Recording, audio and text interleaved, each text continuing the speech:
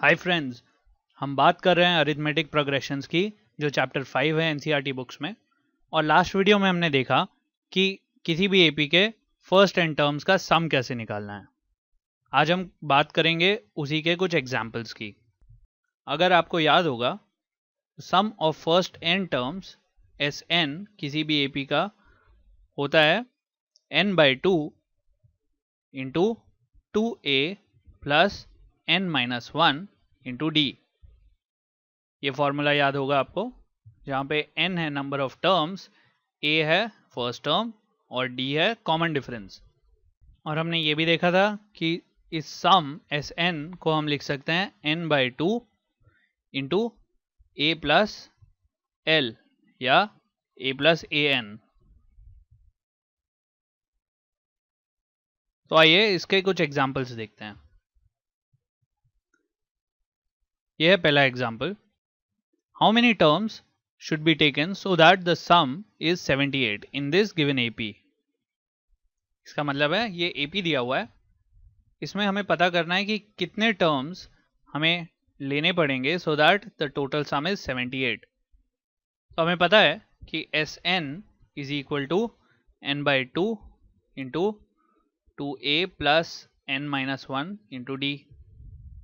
अगर इस AP में हम ध्यान से देखें तो फर्स्ट टर्म है 24a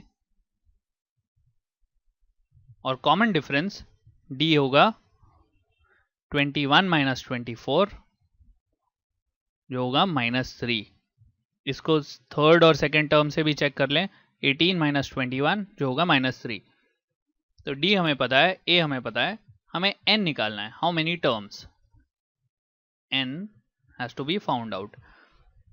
तो इसी रिलेशन में अगर a और d और sn का वैल्यू डालें, sn हमें गिवन है 78, तो हमें मिलेगा 78 equal to n/2 multiplied by 2a, 2 into 24 plus n-1 into d जो है -3।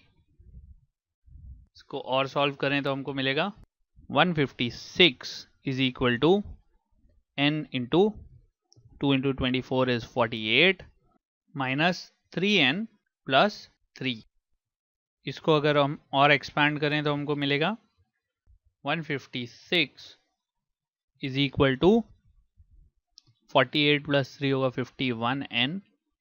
51n minus 3n square. और इसको हम लिख सकते हैं 3n square minus 51n plus 156 equal to 0। और 3 से डिविजिबल हैं तीनों, हम लिखेंगे n square minus 17n plus 52 equal to 0। इसमें मिडिल टर्म स्प्लिट करेंगे तो हमें मिलेगा n-4 into n-13 equal to 0। इसका मतलब n या तो 4 है या फिर n 13 है। तो दोनों वैल्यूज n की वैलिड है, 4 भी हो सकता है और 13 भी। मतलब हम अगर 4 टर्म्स लेंगे तो भी इस AP का सम 78 आएगा, और अगर हम 13 टर्म्स लेंगे तो भी इस AP का सम 78 आएगा। आप सोच रहे होंगे ऐसा क्यों? क्योंकि इसमें d नेगेटिव है -3, तो किसी पॉइंट के बाद जो टर्म्स होंगे इस AP के वो नेगेटिव आना शुरू हो जाएंगे, और नेगेटिव टर्म्स जब हम पॉजिटिव में ऐड करेंगे तो सम वापस कम होना शुरू हो जाएगा, और फाइनली हमें फिर से एक टाइम आएगा 13th टर्म पे जब टोटल सम वापस 78 होगा। अब नेक्स्ट एग्जांपल देखते हैं। यह है next example. ₹70,000 are to be distributed to the top 7 winners of a reality show such that each prize is lower than the previous one by ₹2,000. Find the values of the prizes. Basically हमें 7 prices बनाने हैं, first prize से लेके 7th prize तक। ऐसे कि अगर first prize suppose x है तो सेकेंड प्राइज होगा x माइनस 2000, थर्ड प्राइज होगा x माइनस 2000 माइनस 2000 जो x माइनस 4000, और फोर्थ प्राइज होगा x माइनस 4000 से 2000 कम या x माइनस 6000, फिफ्थ होगा x माइनस 8000 और सिक्स्थ होगा x माइनस 10,000। ये इसलिए है क्योंकि ऐसा गिवन है, such that each price is lower than the previous price by ₹2000। तो हम देख सकते हैं कि ये एक एपी है, इसमें फर्स्ट टर्म हमको मालूम नहीं, लेकिन कॉमन डिफरेंस शायद हम निकाल सकें। कॉमन डिफरेंस क्या होता है? Second term minus first term या third term minus second term. तो हम इसको लिख सकते हैं x माइनस 2000 माइनस x या फिर माइनस 2000। तो हमारा कॉमन डिफरेंस है माइनस 2000, फर्स्ट टर्म अगर हम x अज्यूम कर रहे हैं तो। और हमें एक और चीज गिवन है, हमें गिवन है टोटल सम 70,000। अगर ये सारे प्राइजेस को ऐड करूं मैं तो हमारे पास 70,000 रुपीज होने चाहिए, क्योंकि हमें 70,000 रुपीज ही डिस्ट्रीब्यूट करना है सारे प्राइजेस में। तो हमें गिवन है s ऑफ 7 टर्म्स का सम इज 70,000। तो बस अब तो सवाल हो गया। S7 को हम लिख सकते हैं 7/2 n/2 इंटू 2a। a हम x अज्यूम करते हैं तो 2x प्लस n-1। n है कितना? 7, तो 7 - 1 होगा 6 इंटू d है माइनस 2000। और ये वैल्यू हमें गिवन है 70,000 के बराबर। तो इसको हम अगर और सॉल्व करें तो हमको मिलेगा 70,000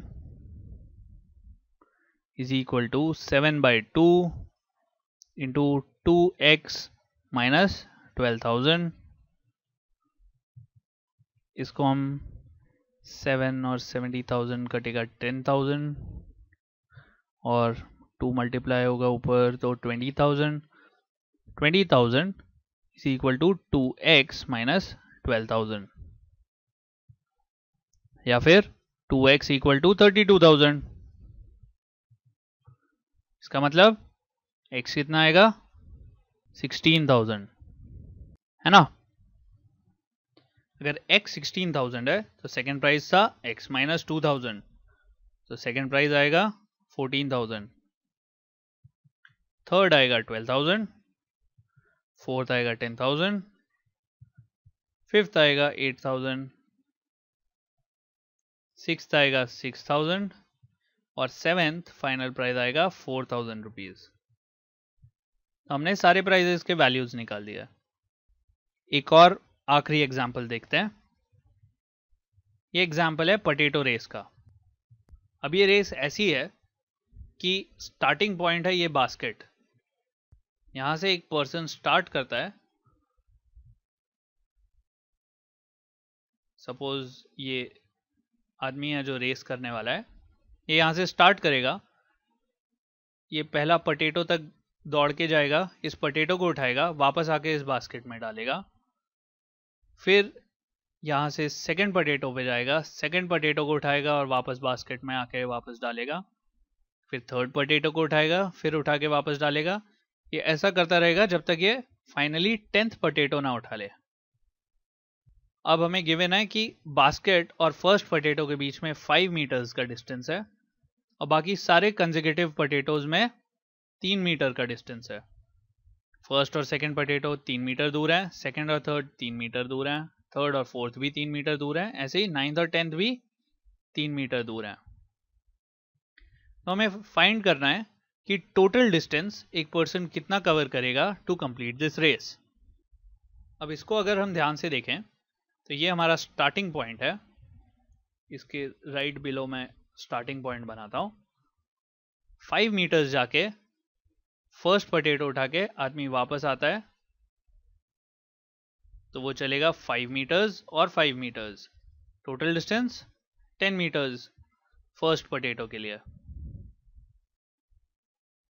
सेकेंड पोटैटो के लिए उसे चलना पड़ेगा वापस यहां से शुरू करके 5 + 3 और फिर वापस 3 + 5 जो होगा 8 + 8 16 मीटर्स। अब थर्ड पोटैटो के लिए उसको चलना पड़ेगा 5 + 3 + एक और 3 यहाँ तक और फिर वापस 3 + 3 + 5, करेक्ट। मतलब उसको चलना पड़ेगा 11 मीटर्स ऐसे और 11 मीटर्स वापस, मतलब 22 मीटर्स। सिमिलरली फोर्थ पोटैटो के लिए उसको 3 मीटर्स और 3 मीटर्स वापस, मतलब 6 मीटर्स और। तो 22 + 6 इज 28 मीटर्स। फिफ्थ पोटैटो के लिए 28 + 6 जो होगा 34 मीटर्स चलेगा फिफ्थ पोटैटो तक। ये था फोर्थ। फिफ्थ तक जाने के लिए उसको 3 मीटर्स और 3 मीटर्स वापस और। तो अगर हम सिर्फ इन टर्म्स को देखें जो हमने अभी डिराइव किया है, फर्स्ट के लिए 10 मीटर्स, सेकंड के लिए 16, थर्ड के लिए 22, फोर्थ के लिए 28, फिफ्थ के लिए 34, तो बस ये एक एपी है जिसमें कॉमन डिफरेंस है 6। 16 और 22 के बीच में 6, 22 और 28 के बीच में 6, और 28 और 34 के बीच में 6। तो एक एपी है जिसमें फर्स्ट टर्म है 10 और कॉमन डिफरेंस डी है 6। तो अगर हमें टोटल डिस्टेंस पता करना है 10 पोटैटोज को उठाने का, तो वो होगा सम अप टू 10 टर्म्स उस एपी का जिसका फर्स्ट टर्म है 10 और कॉमन डिफरेंस है 6। तो सम अप टू 10 टर्म्स कितना होता है, n/2 या 10/2 इंटू 2a, 2 × 10 प्लस n-1 जो होगा 9 इंटू डी है 6। तो ये बनेगा 5 × 20 + 54 या फिर 5 × 74 मीटर्स विच इज 370 मीटर्स। तो ये रेस कंप्लीट करने के लिए एक आदमी को 370 मीटर्स चलना पड़ेगा। तो इसके साथ हमारा एपी का चैप्टर खत्म होता है। बाय।